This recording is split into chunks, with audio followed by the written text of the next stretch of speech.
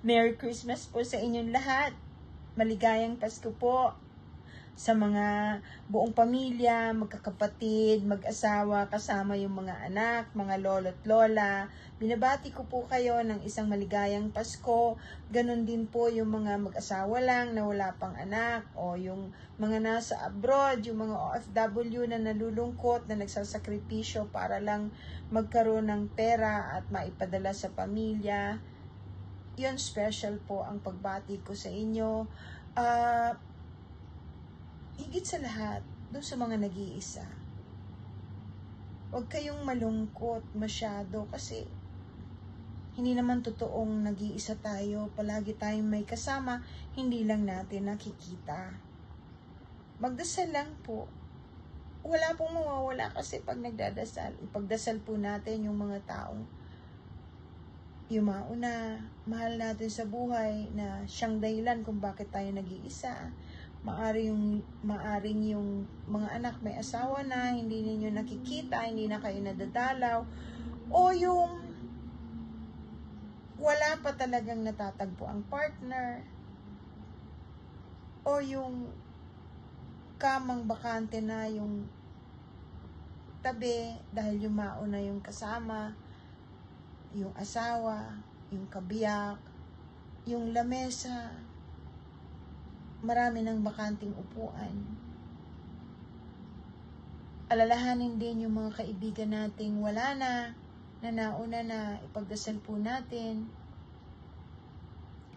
Napakarami na po ngayong nangyayari na hindi na tinatawag na kababalaghan. Nung araw, kababalaghan po yan. Yung mga nangyayari sa kalawakan, yung mga nakikita ng tao na may katotohanan na yan scientifically proven, na hanggang ngayon yung ibang mga tao ay pinipilit na hindi totoo.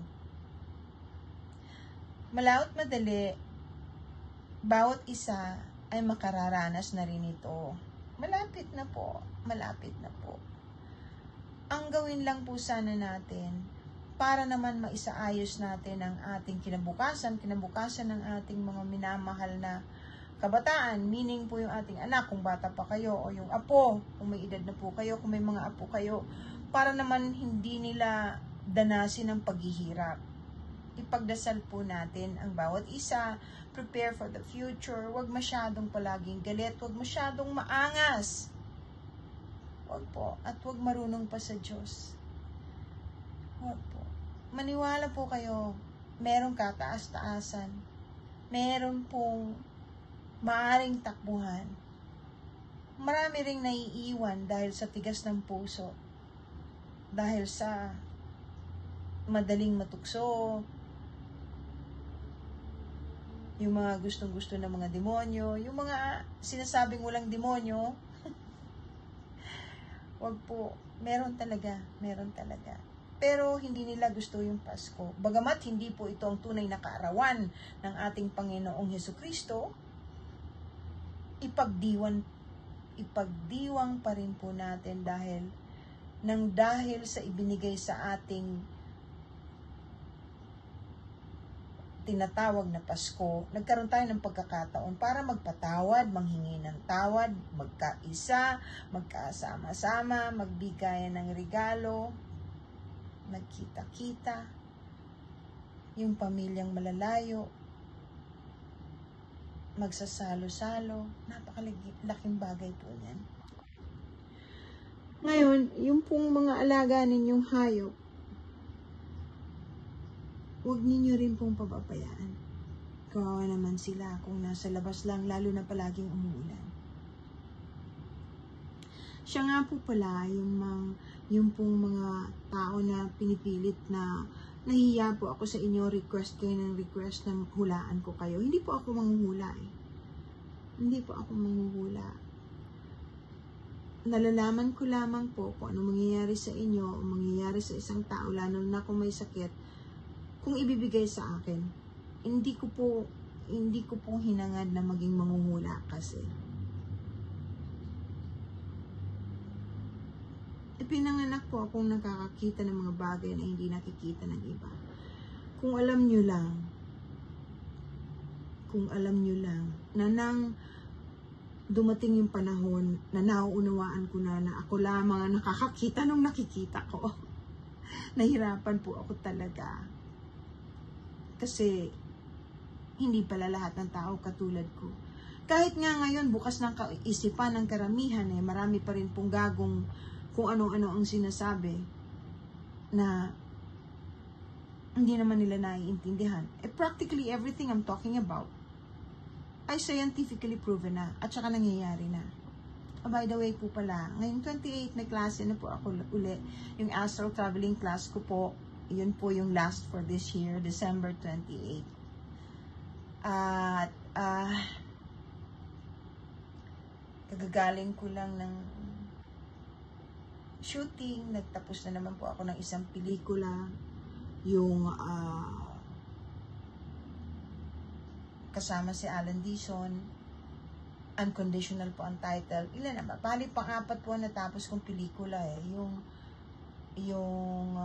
Pura, yung isa kasama si Beverly Salviejo, Apo ni Nario, comedy po yun. Yung isa, Hiwaga po yata yung title nun. Kasi sometimes working title lang po ang ginagamit. Tapos yung isa, basta pa-apat na po ito natatapos ko. Most of the time kasi abroad ipinapalabas. Hindi ko alam kung merong maisasa. Ay, wala na po, hindi masasali ngayong festival. Pinagdadasal ko po lahat ng humihiling ng dasal dito sa TikTok. Hindi po ako magsisinungaling.